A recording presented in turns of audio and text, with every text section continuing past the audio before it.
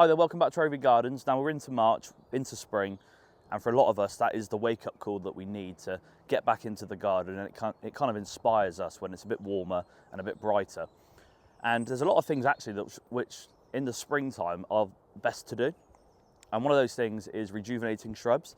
Now I'm going to focus on evergreen shrubs here because I've got a plant here which is evergreen, technically semi-evergreen, but down in the southwest here it is predominantly evergreen, and it's Hypericum. Now, Hypericum flowers profusely throughout the year, starting in May, and it will flower right up until September. But for a lot of evergreen plants, they get quite leggy, quite woody, and very unproductive. And spring is actually the best time to prune and rejuvenate. That's because in the springtime, the plant is full of growth enzymes and hormones, which is really triggering growth. So when you prune back hard, it will stimulate really strong, vigorous growth. And because we're in spring, the harshest frost is behind us and the warmer weather is coming. So plants respond really, really well to being rejuvenated in the spring. So if you've got a really tired garden and it's overgrown, looking leggy, looking past its best, really think about in the springtime, hard pruning. Now, like I said, this is Hypericum. Now, the good thing about Hypericum is that this flowers on new growth. So I can be as hard as I want with this. Now, normally with Hypericum, they're nice. They look nice when they're clipped with a hedge cutter or even a pair of shears, and you can sort of train them into nice shapes, and they look quite nice in the garden. But this one is getting quite leggy, quite tatty, quite tired. So now we're in March, I'm just going to cut this back basically as hard as I want. I'm not going to go all the way down to the ground because I still want it to have some vertical structure.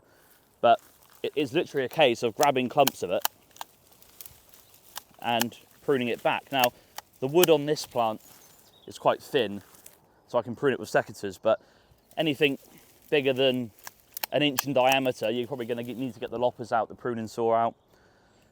And the good thing about this pruning method is that anybody can do it. There's no real skill involved. It is literally cutting it back. Now, obviously focus on getting nice clean cuts. You don't want to be ripping and tearing, but you can see what I'm doing here.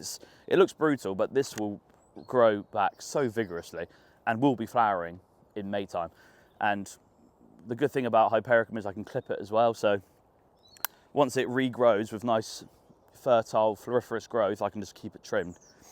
Now, the thing to think about is that there are two main techniques and methods of pruning evergreens hardback. One, if you're not bothered about the flower for that year, you can go right down. But if you are looking to maintain a bit of colour, a little bit of structure, be a bit more selective with your pruning. So with Hypericum, because it flowers on new wood, I can be a bit harder. But if I was pruning things like camellia, rhododendrons, pieris, things that flower in the spring, I would probably prune it after flowering. And if I wanted to maintain the structure, I wouldn't prune too much off. Other evergreens that will respond to this heavier type of pruning, choisias, viburnums, fatsias, mahonias. I mean, most evergreen shrubs will respond really well to a heavier prune, but just be selective with what you want from your plant. If you want to maintain a little bit of structure, a little bit of flower, just be a little bit more cautious. But if you're looking to rejuvenate, don't be shy. You can cut most things back pretty hard at this time of year and they'll regrow really, really well. So as I said, with this Hypericum, I'm going to carry on, cut it right back. It will come back, it will flower really well and be much healthier for it. So springtime, perfect time to rejuvenate. And you can also do this for deciduous plants. Not all plants, but 9 times out of 10 in the spring, if you want to rejuvenate your garden, this is the best way to do it. You've got to be cruel to be kind sometimes with plants, and 9 times out of 10, they rejuvenate really, really well.